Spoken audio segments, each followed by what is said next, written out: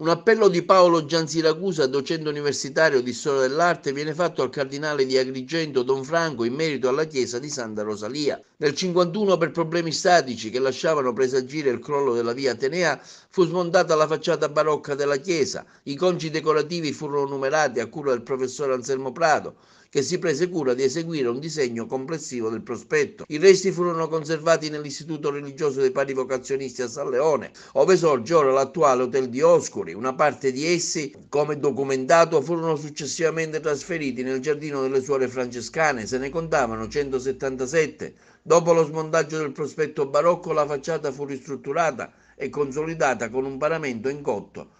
Da allora sono passati tanti anni. Il professor Alfredo Prato dell'Accademia Belle Arti Michelangelo si è fatto promotore di ricostruire questo prospetto. Pertanto il professor Paolo Giansiracusa chiede a Sua Eccellenza il Cardinale Don Franco di intervenire per ripristinare la facciata iniziale. Le chiediamo di coordinare le parti, stimolandoli ad agire nell'interesse della città, ad affrontare e risolvere con un progetto mirato la sua ricostruzione. Oggi la richiesta per la firma di una petizione popolare per la ricostruzione del prospetto della chiesa di Santa Rosalia, rivolta alla Curia, alla Sovrintendenza, un progetto per ritornare alla sua origine.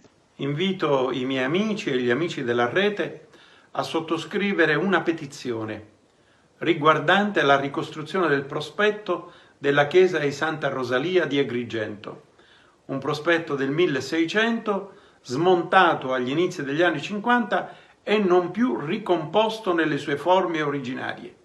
Eppure sono stati ritrovati i conci decorativi e costruttivi.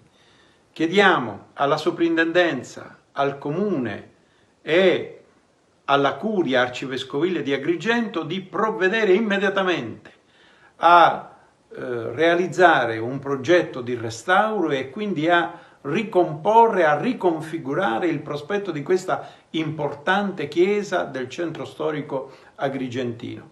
Se è il caso, si costituisca immediatamente una conferenza dei servizi e si mettono insieme le parti per poter spingere in maniera celere la ricostruzione.